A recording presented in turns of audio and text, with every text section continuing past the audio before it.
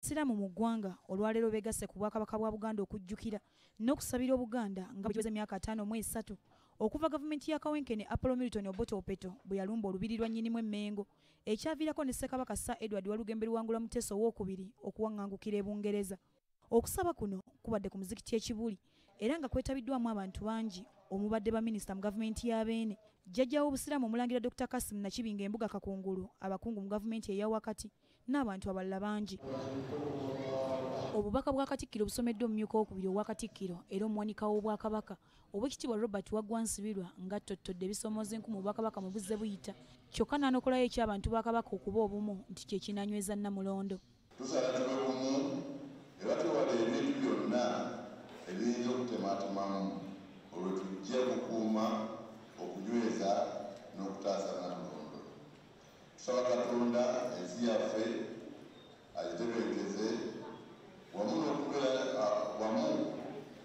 Kabaka waffe buli kiseera asobole okulamula Obuganda okukulaakulanya era n'okulaakulanya abantu be.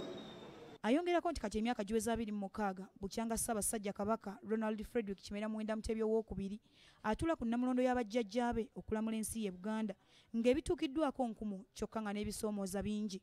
Kale tulina okulafuubana okulaba nga twongera okutereeza embeera y'abantu ba Ssaabasajja Kabaka, tulina okulaba nga twongera okuteeseganya ne gavumenti okuzza ebintu byaffe. Imam mukulu w'omuzikiti gw'Ekibuli Sheikh Abdul Salam Mutyaba yakulembeddemu okusaba kuno era asabye Katonda okuwangaza nnyinimu Ssaabasajja ayongere okulamula ensi ye Buganda.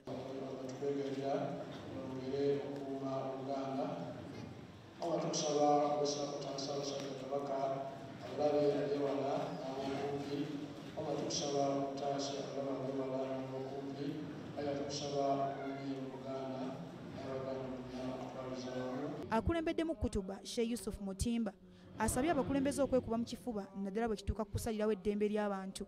Obukulembeze tubusa nti ekiseera tubadde kwabulira ebbanga ddene naye abakulembeze bakwatibwa ekisa ne babaako abantu be basonyiwa ne babata okuva mu makomera. Eyo nkola ya muntu era nkola ya bugunjufu. Akalatidde abasiraamu okweyambisa ekiseera kino eky'ekisiibo okwenenya ate n'okweyolera empeera nga bayita mu kusiibulula abasiibi era n'okweyisa obulungi mu bantu bannaffe. Muhammad sallallahu alaihi wasallam yatuyigiriza naye olwo okusembayo al-jihad fi sabilillah okuwala mu kkubo lya Allah olwafubana sikuwanisa muntu sikuwanisa bafumu kyekyoka wabula okuwaana muzimbe emizikiti muzimbe amasomero muweerere abaana tubeere nga tuwona ebizibu bino byonna n'ebintu ebitwogerwako nti abasiraamu tebasoma.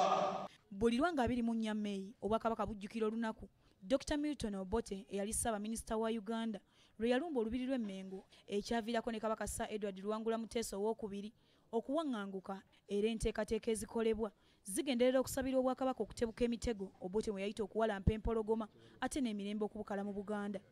Fatuma Nakiwala Kivumbi, BBS Telefayina ageesigika.